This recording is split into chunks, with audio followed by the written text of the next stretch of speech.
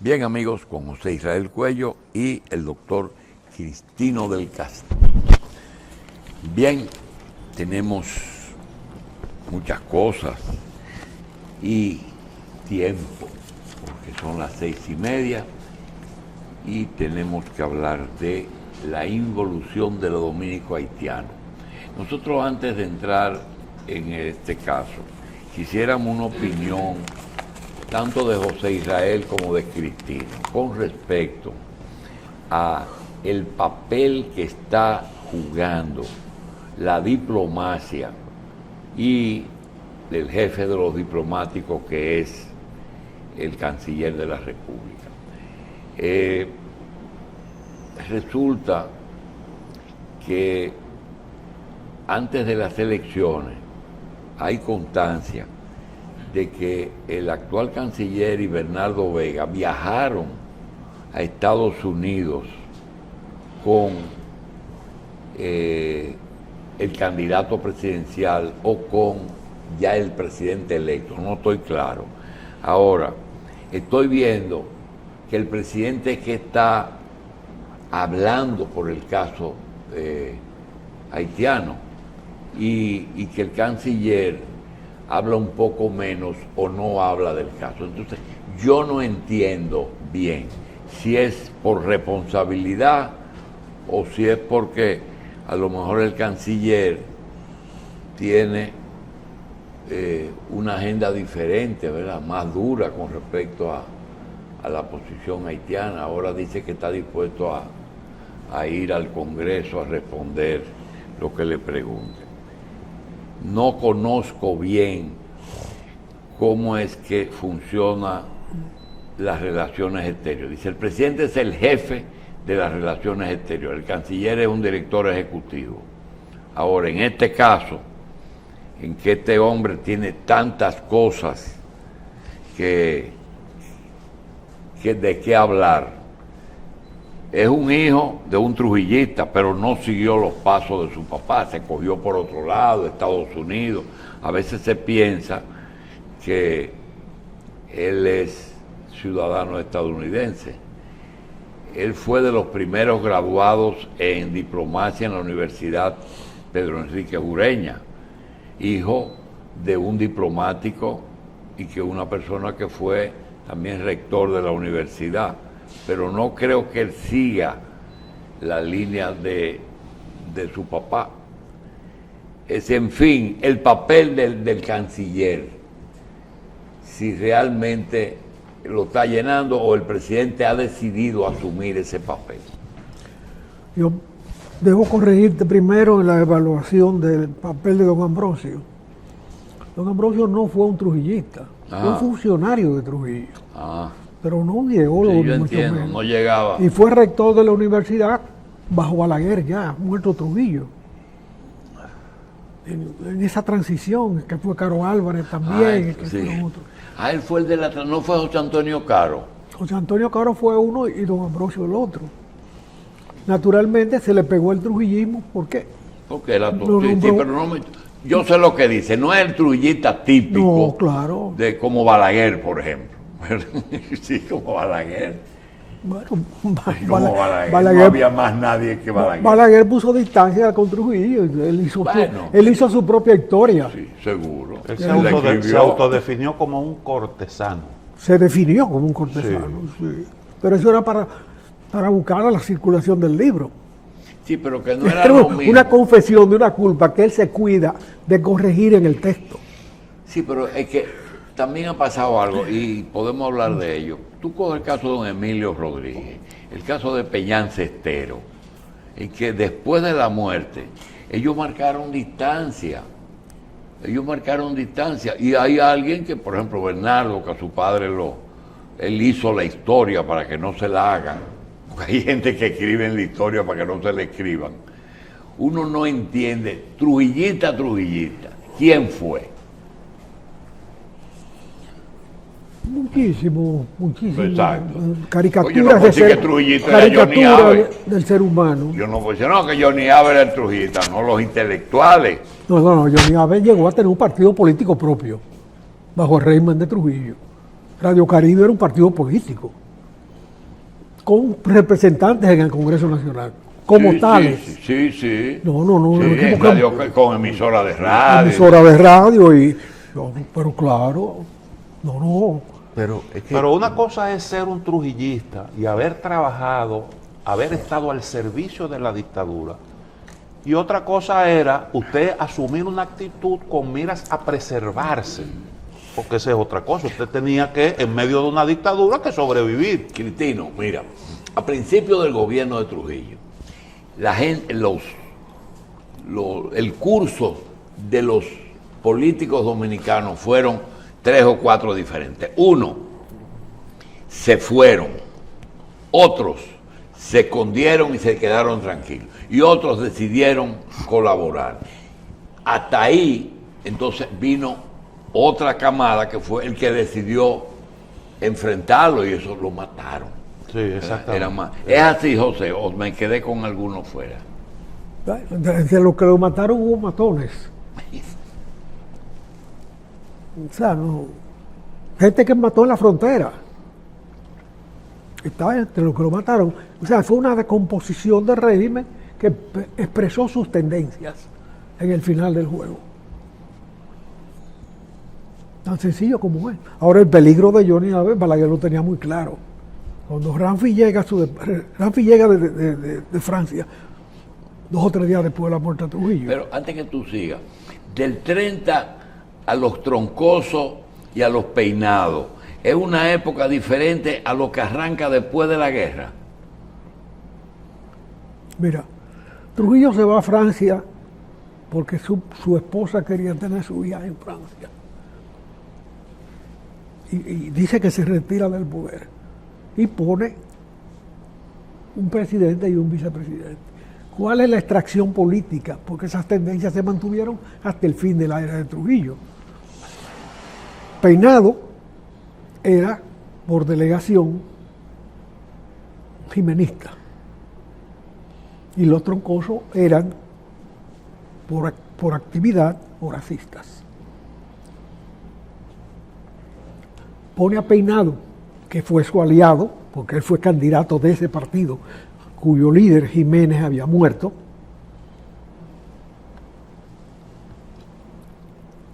Pone a don Mozo Bonet, Mozo Peinado. Mozo Peinado. Estamos hablando cuando yo no había nacido. Sí. Ya hace rato de eso. Y lo calza con un vicepresidente horacista, que estuvo preso en el primer momento, la era de Trujillo. Don Pipí Troncoso estuvo preso. Lo pone ahí. Pero José Trella, que es de la nueva camada y que es el jefe de Santiago, se irrita. Dice, pero aquí hay un horacista, máxime cuando se muere Peinado. Que entonces el horacista ha de tomar el poder. Cuando van a recibirlo a Montecristi, porque él voló en avión a Miami, y de Miami vino en el yate, hay una cantidad de gente. ¿Qué soplan los capitaleños ahí frente a José Trella? Si junta tanta gente para recibir a Trujillo, la junta para él, y ahí viene la desgracia de José Trella. Y se emburuja en todo eso, y sale el expediente de Martínez Reina del 30, y se va a juicio y se mete preso José Trella. Cuando se zanja el pleito, José Trella no vuelve a tener cargo político ninguno, jamás.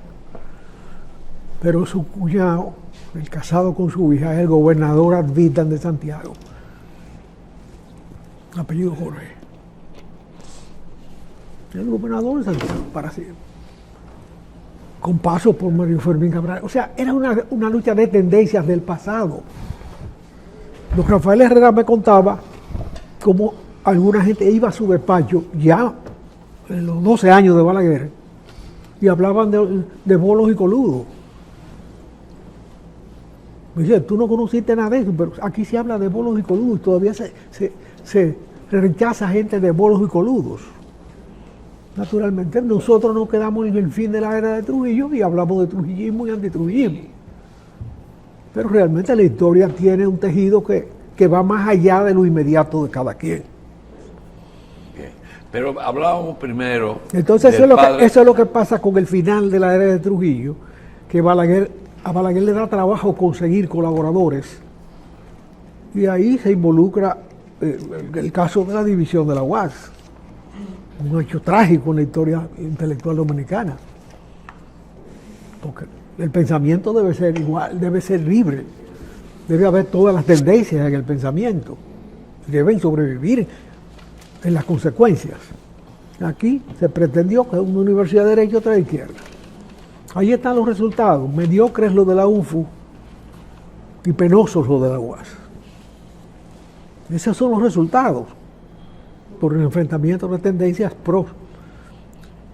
Balaguer pretendió, fíjate que él saca a Fernández Caminero a los 5 días de la muerte de Trujillo, lo suelta y le restaura la cátedra universitaria. Evidentemente él está captando a Y todavía muerto Trujillo, se nombraban por decreto. Sí, porque hasta la autonomía, hasta la ley de autonomía que fue en diciembre, se nombraban por decreto. Pero tú mencionaste la UNFU. La UNFU fue un problema ideológico. Sí, claro, una No universidad, tenía que ver con una universidad de izquierda y una universidad de derecha. Exacto. Es una ridiculez. O sea, que no se pudieran entender esas tendencias. Sencillamente. Bien. Y cuando hablamos de don Ambrosio Álvarez, que tú dices, no, él fue un colaborador, pero no era el clásico trujillista. Él creo que era embajador adscrito en la Cancillería. Había sido embajador en algún país pequeño. Ah, ya. Era embajador adscrito a la Cancillería cuando Balaguer lo llama y lo hace rector. Entonces, naturalmente, en el desenvolvimiento de los acontecimientos Y posteriores... ese es el mismo papel de don Emilio. El caso de don Emilio es más propio del historiador. Don Emilio era director del Archivo General de la Nación. Hasta ahí llegó él por su sustento como historiador. Algo sumamente bien desempeñado por él. Bien. Pero, pero déjame terminar, espérate. Tú me pusiste a don Emilio. Un día, Trujillo tiene un conflicto con el que era ministro de Interior. Se disgusta, no recuerdo quién era. No viví el hecho, sino que don Emilio me lo contó. Y dice, ¿quién es el que puede coger a cargo ahí? Bueno, está el director del archivo, que depende del Ministerio de Interior. Ponga ese. Ponen a don Emilio. Don Emilio se va a ministro de Interior. De ser un investigador histórico, sin mayores consecuencias políticas, es ministro de Interior de ese régimen, no cualquier cosa. Eso es ahora que ponen ministros de Interior que no saben lo que tienen que hacer. Entonces se sabía. Como al mes y pico, Trujillo lo manda a buscar. Y ven acá, ¿y qué es lo que usted está haciendo ahí en ese cargo? Dice, bueno, yo estoy desempeñando el cargo, usted me nombró, yo estoy desempeñando. Porque tú siempre le diste mucha importancia a ese cargo. Interior. En lo personal, si tú pensabas con él un cargo. Interior y policía fue interior y cultos. Porque habían dos ministerios, exterior e interior, y tú entiendes que el poder es el ministro de Interior. Pero ¿verdad? claro que sí. Ya. Pero oye la pregunta de Trujillo. Pero usted tiene ese cargo, usted no me ha traído una lista de gobernadores de provincia. Dije, yo no tengo lista de gobernadores, presidente. Usted me puso a dirigir ese cargo, yo no tengo seguidores políticos. Al otro día lo quitó, lo mandó para el archivo otra vez. Y Santo Remedio puso uno que hiciera política. ¿Por qué? Porque él utilizaba ese para captar personas. Bien. A través de esas gobernaciones que por lo general se le daban a desafectos que están medio tranquilos. Gente, pues, no, se le dan a desafectos que están medio tranquilos, se capta y se suma fuerza. No pensaba que a Trujillo le hubiera gustado. Mira, este no está haciendo política. No, ahí había que hacer política. Que captar personas. Bien. No quiero que se vea que uno tiene una crítica para el canciller. Oye, te cuento otro caso más doloroso todavía. Don Augusto Lora estuvo preso en el 34 por el complot de Juan Isidro Jiménez, Miolán, y al final de la era de Trujillo aparece al lado del cadáver de Trujillo como ministro de Interior. Sí. ¿Por qué? Porque Balaguer lo seduce cuando lo hacen vicepresidente y luego presidente, para que en ese gobierno de que Balaguer ya era presidente, fuera ministro de él. De manera que le toca el feo papel de aparecer al lado del cadáver de Trujillo. Rafael Goico y Balaguer tenían un partidito también. Pero claro, Goico Morales era de Anselmo Paulino. Ah, ese era antes. Ese era del partido de Anselmo, donde estaba Papolo Pichardo. Papolo Pichardo fue ministro de Interior de Anselmo. En el poder de Anselmo, que duró 7 años. Don Papolo fue seducido. Ah, yo no sabía que ese era el equipo, era un partido. Otro partido. Bien. Otro partido. Ahora, ¿quién se roba todo ese trabajo de Anselmo? Se lo roba Balaguer cuando llega. Sí. Porque cuando cae Anselmo, que Balaguer viene para acá. Ya. El tema es que nosotros no queremos hacer una crítica al Es canciller, sino que yo entiendo que el presidente le debe dejar eso a la Cancillería para que no se le pegue un FAO. Corrido, cuando Anselmo toma el poder, en lugar de Bonetti Burgos, en el Ministerio de Interior, es que Balaguer viene de Centroamérica, donde se pasó 10 años, de 30 años, se pasó 10 años en Centroamérica y el Caribe, no en Europa como embajador, 10 años. Él llega aquí, cuando Anselmo Paulino, viejo cofrade de él, ha llegado a ser ministro de Interior. Ah, por eso es que Anselmo después embajador de Balaguer varios años. Embajador de Balaguer hasta que se murió. En Europa, sí. Él murió en Francia como embajador. Sí. Pero vino aquí, se puso a organizar los tabacaleros y Balaguer lo llamó y le dijo, te me vas para Europa, no me vayas a jugar aquí con los tabacaleros y la cosa. Y lo mandó para Europa otra vez, porque él sabía el tupén que era. O sea, ahí había muchas luchas de tendencias, algunas benignas, otras malignas, y mucha gente que sencillamente entregaba su alma al diablo. Bien. Y se resignaba a hacer debería el presidente dejar, no asumir el día a día de las relaciones exteriores y dejar un poco que sea el canciller para que si hay un problema el FAO se le pegue al canciller. No, y sería una manera de dejar una puertecita abierta para cualquier eventualidad que se pueda presentar. El presidente generalmente es la última instancia, eso creo yo. Y el canciller debía jugar un rol preponderante en lo que tiene que ver con esto. Ahora, a mí me parece que hay una afinidad, una unidad de criterio entre Cancillería y el presidente. El presidente es el jefe de la política exterior. Se ha hablado mucho de la declaración esta del 21, de mayo del 21.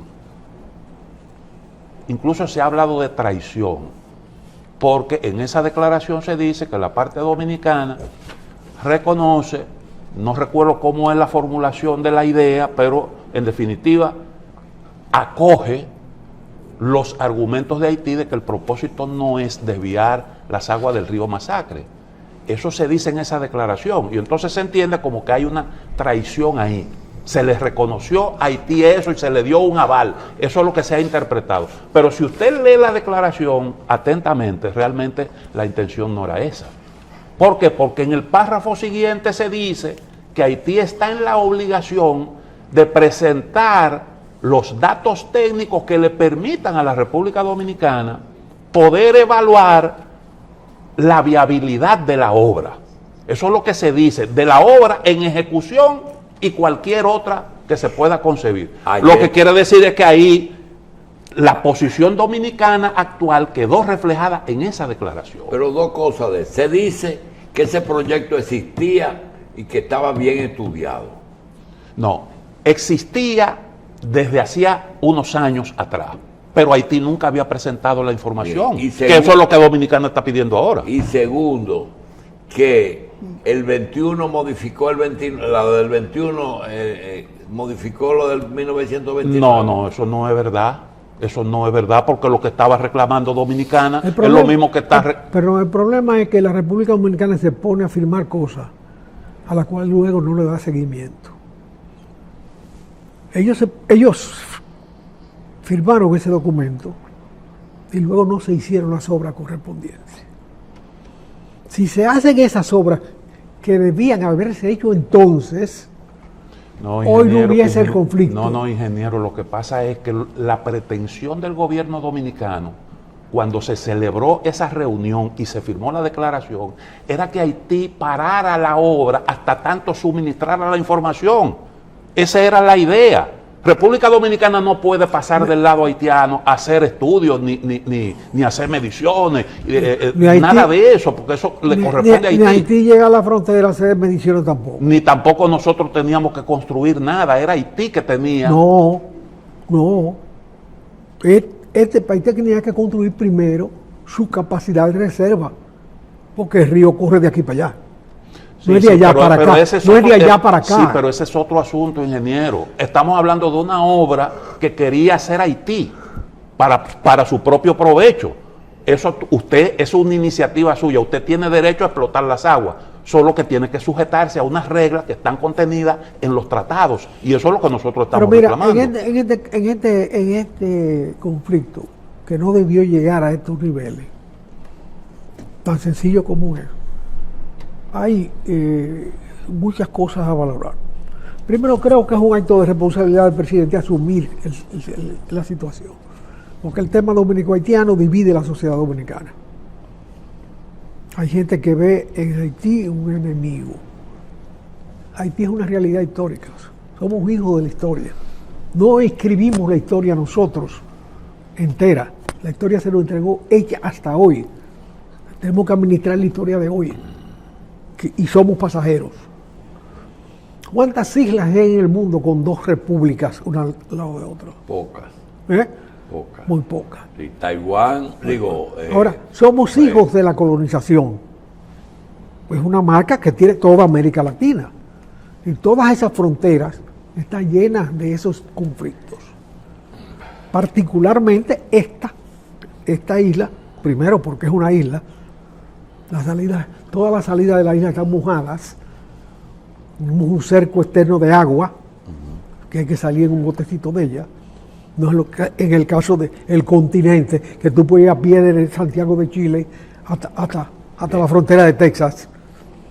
Y está yendo miles. Lo que se está discutiendo es una manera de escribir parte de la historia de las dos naciones, y eso hay que hacerlo con la participación de la República Dominicana. Sí, pero yo creo que el presidente responsablemente asumió su obligación. Yo estoy de acuerdo con eso. Hay mucha gente. Ahora, yo no estoy de acuerdo particularmente con la radical medida de cerrar el mercado. Sí, pero, ¿por qué cerrar el mercado? Porque un tejido social no se construye de un día para otro. Ese mercado se ha construido en 25 años de esfuerzos en comunidades vecinas que ha terminado involucrando a la isla completa.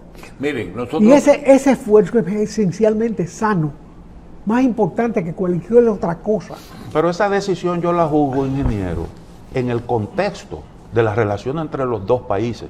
Si las relaciones hubiesen sido normales y aparece un diferendo de ese tipo, a lo mejor nosotros le damos un tratamiento diferente. El problema es que estamos lidiando con un estado fallido en donde hay un desorden y en donde se te hace difícil tú prever las reacciones que vienen de allá hacia acá, y en donde tú tienes que tomar algún tipo de decisión que le diga a la comunidad internacional que tenemos una situación de emergencia que está afectando a la República Dominicana y que tiene que jugar su rol. Y yo creo que lo que hizo República Dominicana fue justamente eso. Yo no creo que eso responda exclusivamente a este diferendo que estamos enfrentando actualmente. Dame un momentico. Nosotros tenemos lo que se recibe de lo que el ingeniero Cuello y el doctor del Castillo tratan los viernes.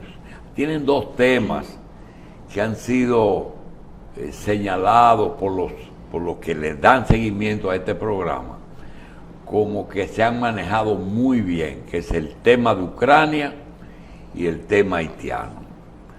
nosotros quisiéramos hacer un paréntesis y ver si, además de lo que hay para tratar hoy, ustedes traten de darle lectura a 3 situaciones, una que ocurrió hace 2 años y medio, una que ocurrió hace 4 días y la situación de Rusia y Ucrania. A veces da la sensación de que tienen 2 posiciones diferentes el doctor del Castillo y José Israel con respecto a Rusia y Ucrania.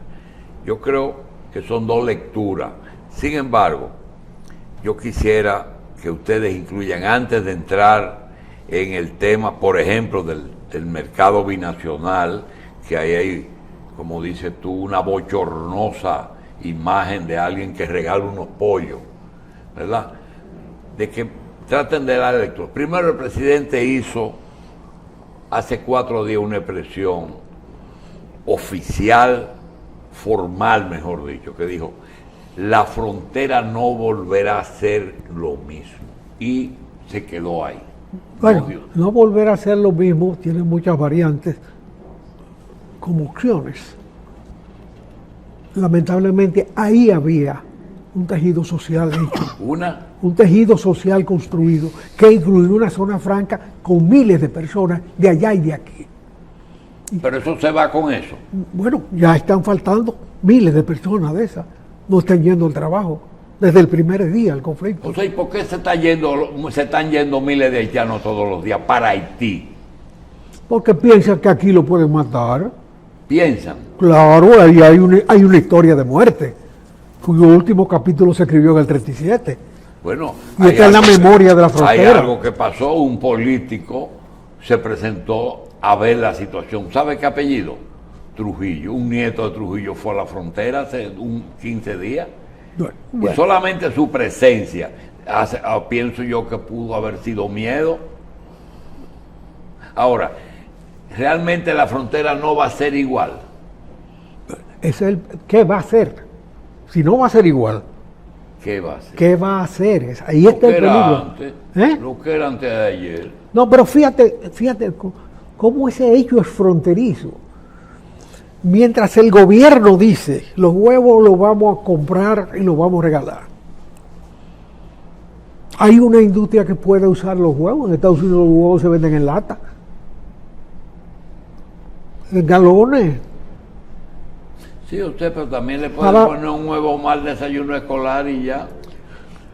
Óyeme, la educación no es zafacón.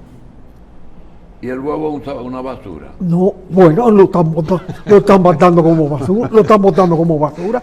Pero fíjate cómo aparece la opción de la basura, de regalarlo a los pobres. Y no aparece la opción del desarrollo industrial. En Estados Unidos, en todas las cocinas de los hoteles americanos y de los restaurantes, que son cientos de miles, el huevo que se utiliza no se abre con la cácara. 12 cc de huevo. Okay. Tanta onza de huevo. Muy bien. Ahora hay que tomar en consideración algo, ingeniero. Usted recuerda que Haití en varias ocasiones suspendió importaciones de la República Dominicana. Sí, porque el conflicto está ahí. Porque eso se ha utilizado también como herramienta política de aquel lado. Sí, pero tú y de alguna forma nosotros estamos mandando. Mire, yo no comparto, yo no creo que debimos haber llegado a una medida que se puede entender como una medida extrema, porque nosotros somos altamente beneficiados del intercambio con Haití. Yo creo que eso debe organizarse. Y probablemente a eso se está refiriendo el presidente. Nosotros queremos unos intercambios con Haití, pero nosotros hay que organizarse en torno a esto. Y estamos mandando un mensaje claro de lo que... Óyeme, que las sociedades no se organizan, se cristalizan. Sí, pero tú no puedes tampoco... No, pero los intercambios se organizan, no puedes tampoco decir, vamos a pelear por el canal, pero las relaciones comerciales siguen nos convienen igual y vamos a seguir normales. Eso no se puede porque eso es pelear de noche y jugar de día. No entiendo eso, como tampoco entiendo el otro tema que queda, que fue aquella famosa reunión del embajador de Estados Unidos con el canciller y el presidente representado por Macarrulla, juntos haremos historia. Y dejan eso tranquilo y no le explican al país qué es lo que van a cambiar. Juntos haremos historia. Y nadie le pone importancia a eso. Y lo de la salida de los haitianos hay que tomar también en consideración. Sí.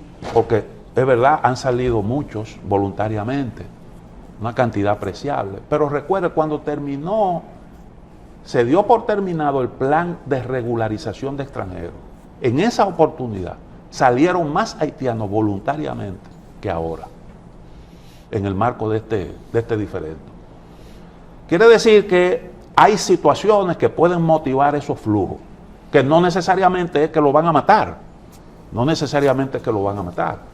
porque yo no creo que, a pesar de las campañas que se hacen de este lado y de aquel lado, yo no creo que eso esté en la mente de un ciudadano haitiano que pueda concebir la necesidad de salir del país como una cuestión de emergencia para preservar la vida. Pero bueno, yo creo que eso ocurrió y estamos manejando ahora mismo una situación que yo creo que para la República Dominicana va a tener una gran repercusión en el futuro, en las relaciones entre los dos países.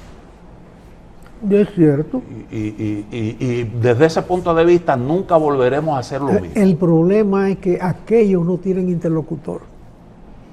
Ese es otro factor Ese importante. es un factor muy importante. Sí, no hay Eso es gobierno. verdad. No hay gobierno. No hay Claro, con quién eso es así. hablar. Y esa es una desgracia para nosotros. Y es la mayor cuota de O sea, poder la tiene fíjate un cómo, gobierno. fíjate cómo coexisten los acontecimientos. Hay una crisis en Haití que es el arquetipo de la colonización francesa en América. No es la Luisiana, porque la Luisiana rápidamente se contaminó de Inglaterra y quedó el conflicto dentro de Estados Unidos, que es un conflicto propio. Pero el conflicto haitiano, la situación haitiana, la descomposición del poder político haitiano desde Duvalier para acá, es un conflicto de Haití. Y es concomitante con la crisis de las zonas francesas de África. O sea, lo que está en el panorama histórico modificándose es la herencia francesa de la colonización, que no, de ninguna manera era viable. Ese es un señalamiento importante que mucha gente aquí no alcanza a ver. No alcanza a ver las similitudes que hay entre la crisis haitiana y las crisis que están padeciendo otras naciones africanas. Hay un elemento común ahí. Sí, el elemento francés. Exactamente. El elemento francés. Pero es que la contradicción francesa es esta. La República Francesa proclama en su primera constitución la libertad de los esclavos. Y Napoleón la revierte. Entonces, está colonizando con la doctrina del imperio francés o con los criterios de Napoleón que construye el imperio francés. Algo parecido pasó en Estados Unidos. La declaración de independencia de Estados Unidos habla de la igualdad de los seres humanos y del derecho a la autonomía. Todas esas cosas, ideas lindas, pero eso no se aplicó a los negros. Exactamente, por muchísimos años. Sí, y todavía, por muchos todavía se rechaza. Sí, Exactamente. Nosotros no queremos. Hay aristócratas dominicanos, blancos dominicanos, ¿verdad? Aquí el color cambia mucho. Yo tengo la dicha de haber sido negro en una escuela y blanco en otra escuela. Nosotros no queremos imponerle al ingeniero Cuello ni cambiarle un asunto que él asumió, que fue venir aquí una vez por semana, pero eso trae como consecuencia que se queden muchos temas. Por eso es que a veces uno presiona un poquito. José, ¿qué quiere decir que después del paso del presidente por la ONU hubo una involución de los dominico-haitianos? O sea, el desarrollo que había en las relaciones dominico-haitianas se desplomó, se cerró. Y había. Claro, ahí había más de 20.000 personas que todos los días iban a ganarse la vida, vendiendo productos de aquí para allá y comprando cosas de A allá los para acá. mercados binacionales. Pero claro, Ahora, y una ingeniero, zona franca con 3 patas. No era 2. un comprador norteamericano, Sí. el más fuerte, Y Haití aquí. y Haití aquí, porque hay que agregarle valor en Haití al producto para que los americanos lo dejen entrar. Pues mire, esto que tú estás diciendo, aparece una violación de República Dominicana al DERE-CAFTA, porque en letra chiquita el DERE-CAFTA dice que hay algunos productos que están incluidos ahí que tienen que haber mano de obra haitiana. Bueno, ya el Ya. DERE-CAFTA tiene Varias violaciones. varias cojeras. Tiene 2 patas, pero cojea de 4. Bueno, Pero lo de la involución probablemente no es el producto de un discurso presidencial, No. sino la no. consecuencia de una dinámica interna de Haití. Pero el presidente es quien ha dicho que nunca será igual. Y el nunca será igual Pero puede eso no es una involución, eso puede también ser. Hay que esperar a ver cómo van a evolucionar las cosas para uno pero juzgar si cuando- estamos retrocediendo Cuando o un estamos tejido avanzando. social se está desarrollando, cualquier contratiempo lo liquida. pero tú también dices que aquello nunca volverá a ser igual. Sí, nunca volverá a ser igual. Yo estoy de acuerdo, creo que va a ser igual. Pero entonces el que toma la medida no soy yo. El que toma la medida es el que dice que no va a ser igual primero. O sea, es consciente de que no va a ser igual. Y es preocupante que no sea igual. Porque el igual o diferente tiene muchas variantes, muchas opciones. Ahí había un desarrollo virtuoso. Hoy tuve la vivencia, y la he narrado varias veces, de estar en el puente de allá de Dajabón, en un cruce de gentes, y de ver con estos ojos el comportamiento. ¿Qué cosa? El comportamiento de la autoridad, de la carga, de todo. Mujeres que son muros de carga. No es que compran y venden, no, que cargan cartones enteros de huevo, 20 cartones en la cabeza así, espigadísimos. Casi proporcional a su propia altura. Pero Exactamente. yo en Puerto Príncipe vi una carreta que en vez de ser tirada por un cuadrúpedo, un equino de eso, era un hombre el que la movía, Sí. cargada de saco de harina y todo lo que usted se puede imaginar. Es así. Pero yo te digo, cuando una mujer como muro de carga cruzando el puente, entregando huevo allá y vuelve para acá a buscar huevo, vuelve y lo lleva, y le paga, y vive de eso. Sí, sí. O un niño que cruza el río con 2 o 3 centavos para comprar hielo. O sea, hielo que cruza para allá es exportación de energía y agua. 2 cosas que no son muy abundantes ni muy organizadas de este lado. Y el jodido policía, el jodido guardia lo coge preso y lo sienta ahí. Y me atreví a preguntarle, ¿hasta qué hora tú vas a tener preso ese muchacho ahí? Dice, hasta que se le derrite el hielo. O sea, hasta que pierde el capital. Porque su capital está en hielo. O sea, son situaciones sumamente dramáticas y críticas que se viven ahí. Que no es la parte virtuosa, es la parte vergonzosa del conflicto y del intercambio. Ahora, 7 furgones que se despachan semanalmente de La Vega, de salchichón, Pero yo ya estamos hablando de grandes relaciones. Yo he visto otras cosas ahí, ingeniero. De aquel lado le han arrebatado productos comprados a la República Dominicana, Sí. al ciudadano haitiano. Sí. Y ya ahí están las imágenes. Yo lo he bueno, visto. pero ya eso es la penetración allá. Es así. La regla es, yo he visitado la frontera, la regla es lo común, es que el intercambio realmente siempre ha sido fluido ahí.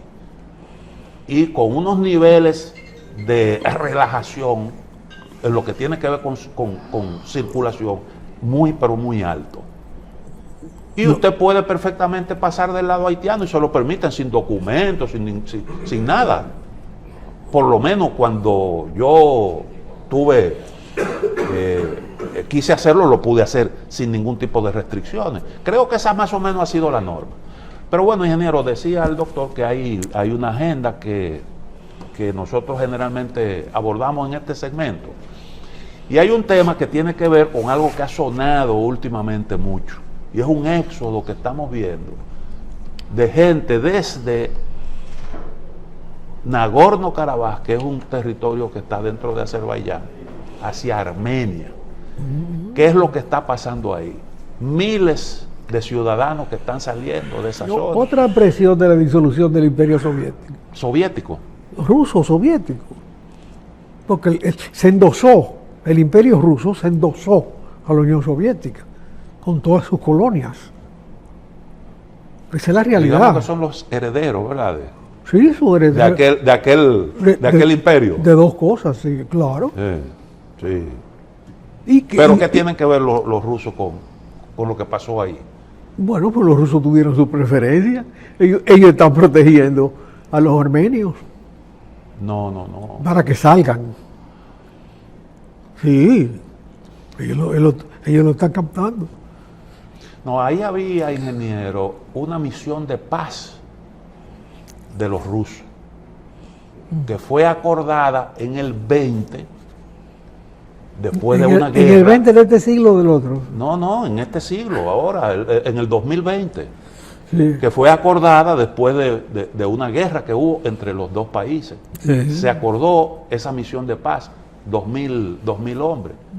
Pero ¿qué pasa? Armenia reconoció la soberanía de Azerbaiyán sobre el territorio de Nagorno-Karabaj.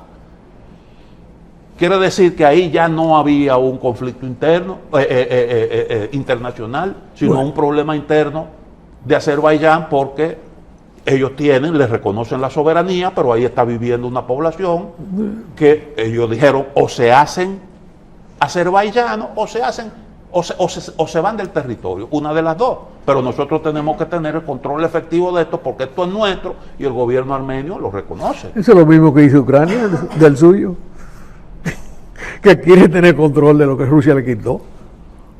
Es lo mismo. Es un conflicto de definición de fronteras entre naciones que se habían entrelazado. Pero acuérdese que eso se definió en el 91 y los rusos lo aceptaron y se firmó una declaración que usted mismo ha citado muchas veces, la declaración de Minsk. Y Rusia reconoció la independencia de Ucrania y todo eso. El problema con Ucrania vino por la incorporación de ese país a la OTAN, que es un asunto diferente. No, pero ella no ha solicitado estar en la OTAN todavía. Ella no ha solicitado estar en la OTAN, pero Rusia hace varios años le cogió un pedazo después de esa declaración del 91. Ahora Putin declara que, bueno, él llega a la paz y le dejan ese pedazo.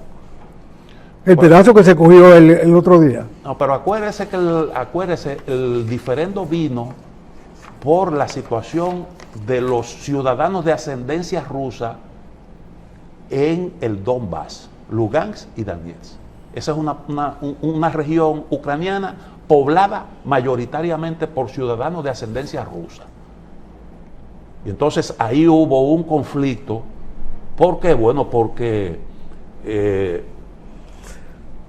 había de parte de Ucrania. Pero o vale la declaración de Minsk o vale la ocupación rusa de ahora.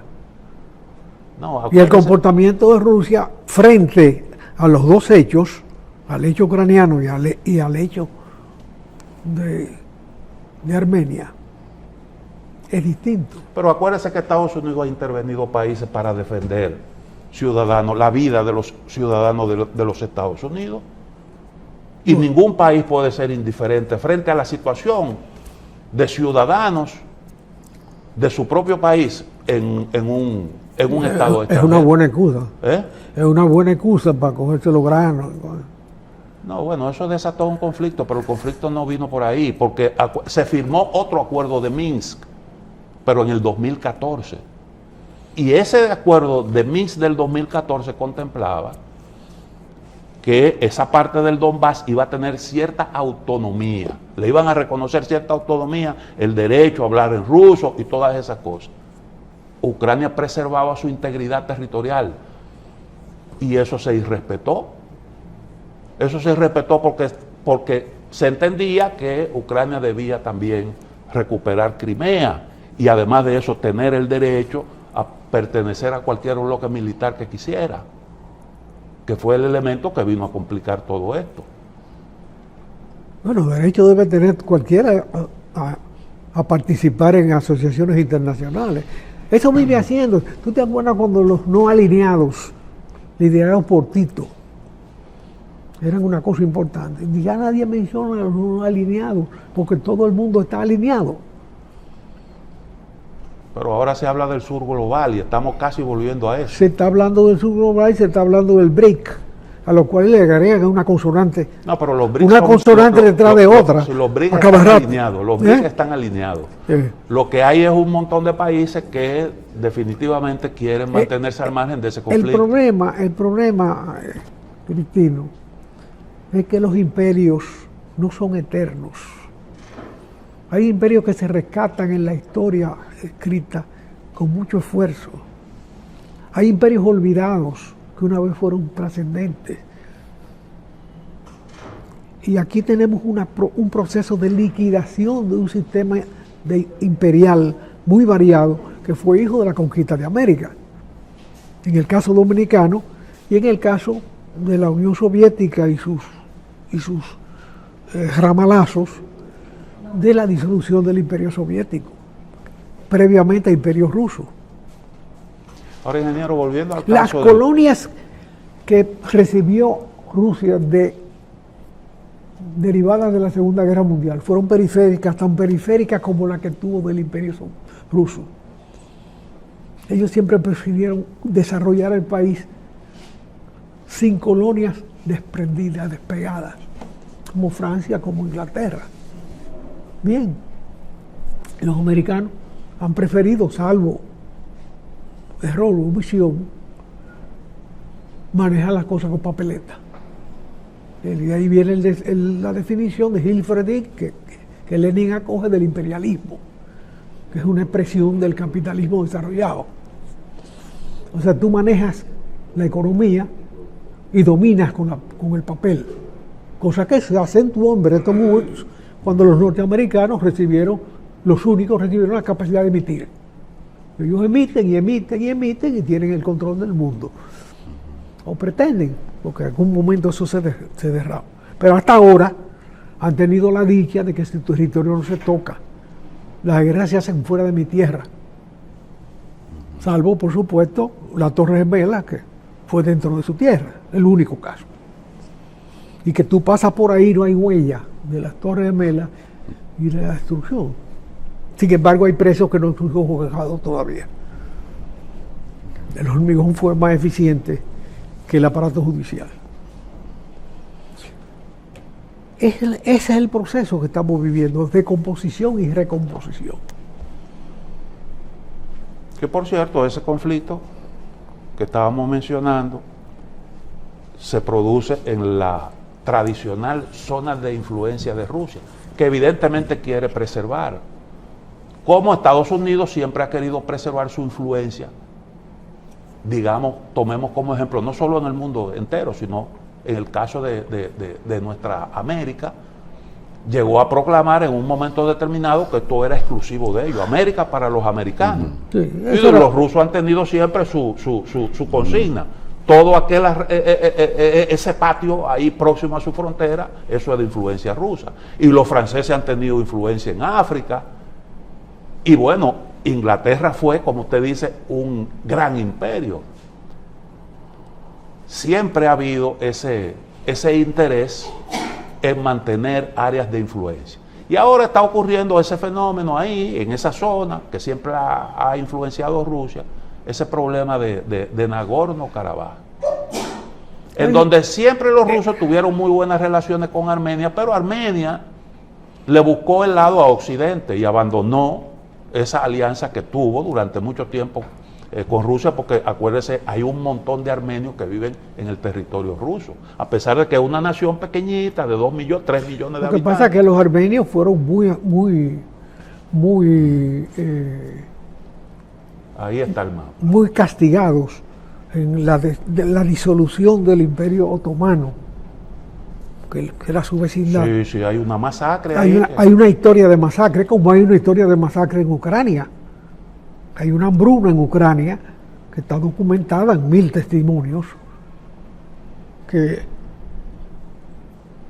hizo trascender las relaciones ucranianas-rusas que a otro nivel. matanzas que no fueron exclusivas de Rusia, porque eso es lo que siempre se resalta. Ahora se produjo en Canadá un gran escándalo con un tipo que le hicieron un homenaje con la presencia de Zelensky ahí, porque supuestamente era un gran luchador contra los rusos, y resultó que eso es lo que era un criminal de guerra que había cometido un montón de crímenes contra ucranianos, contra rusos, contra bielorrusos, y es un hombre que la fotografía vestido de militar la presentaron ahí y ahora lo están pidiendo en extradición. Y quienes critican eso son los propios polacos, porque ahí murieron un montón de polacos, precisamente por la entidad de la SS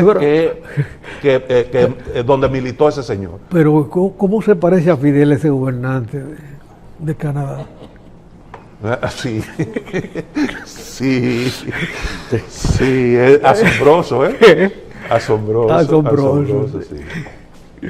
Bueno, pues. O sea, le salió el gobernante en otro lado. Y el asunto este que usted lo plantea aquí, ingeniero,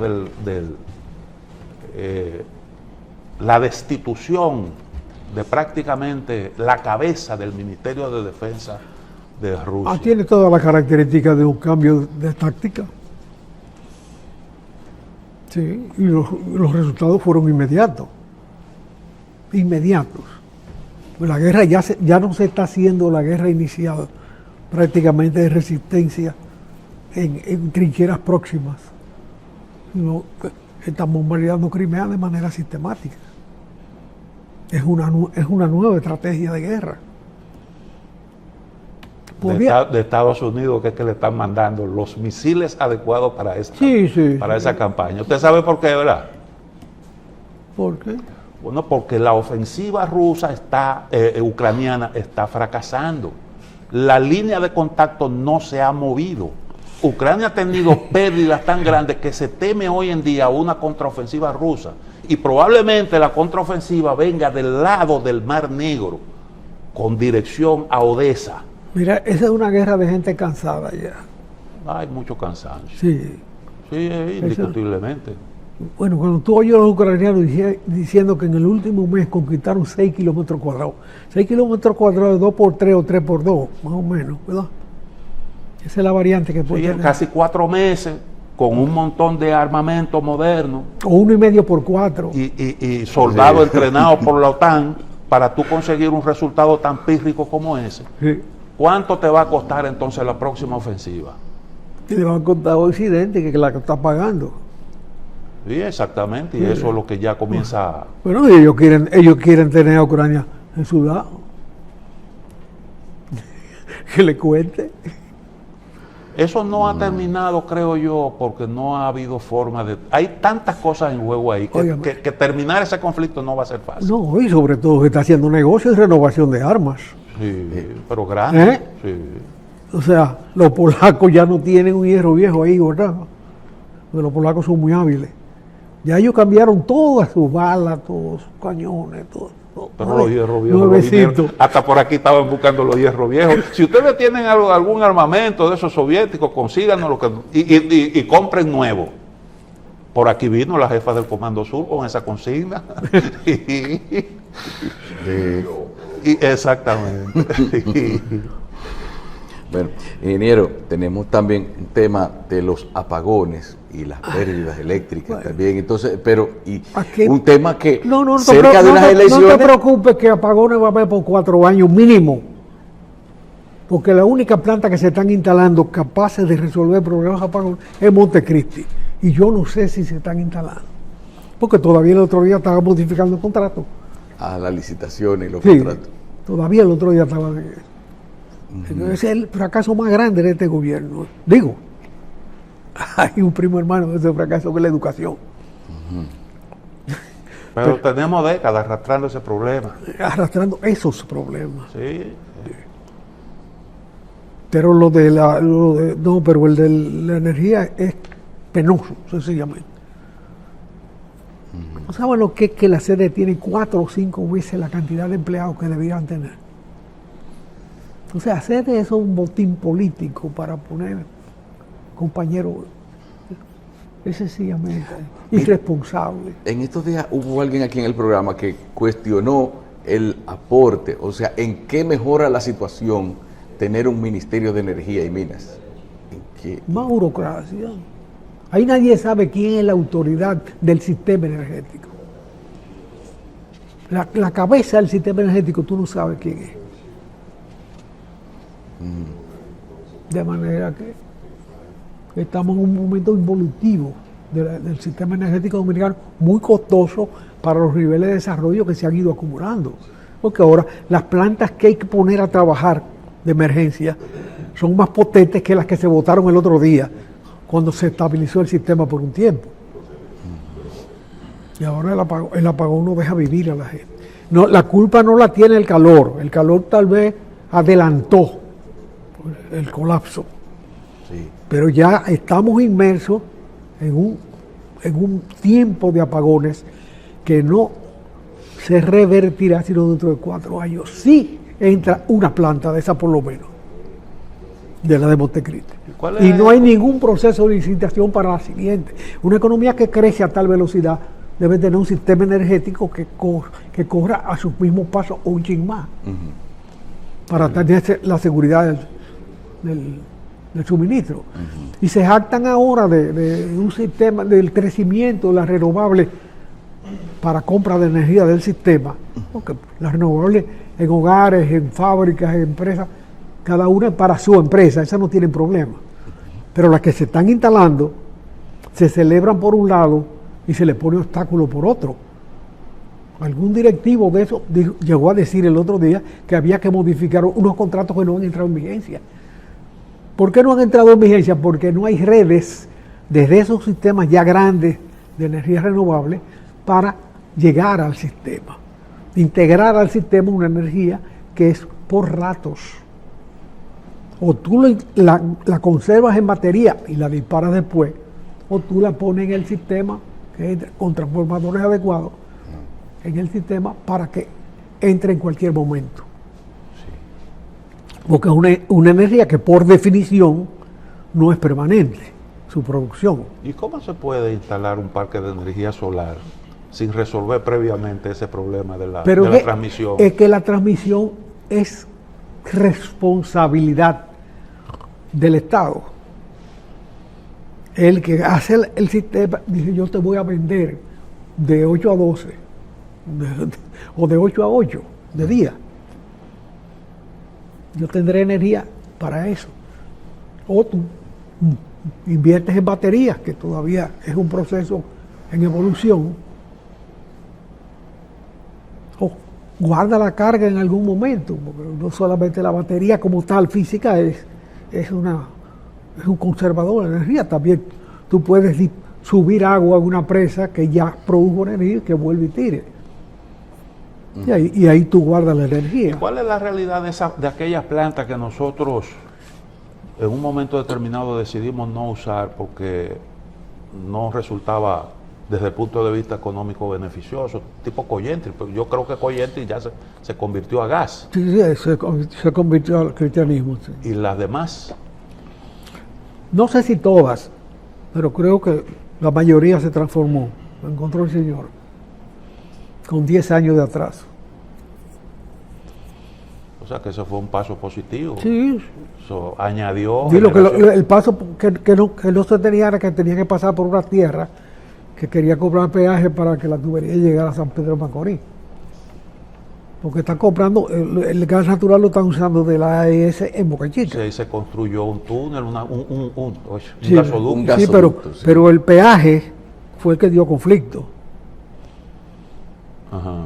Sencillamente porque se autorizaron. Sí, eso fue lo que retrasó la conversión, sí. Digo, eso fue un elemento de retraso, pero también la falta de un universo más amplio en la cabeza de los que toman decisiones por parte del Estado. Porque esas cosas eran perentorias, resolverlas. Si se equivocaron en la contratación de Coyentri o hubo dolo, había que corregirlo, pero la planta estaba ahí. Había que ponerla a producir con un contrato altamente oneroso para el país, que ya no lo es. Finalmente, un tema que se nos quedó en el tintero la semana pasada, el de la fórmula egipcia. Bueno, la fórmula egipcia ha evolucionado en estos días. Ah, es que hay abogados que dicen, yo tengo 30.000 páginas que hay que leer aquí.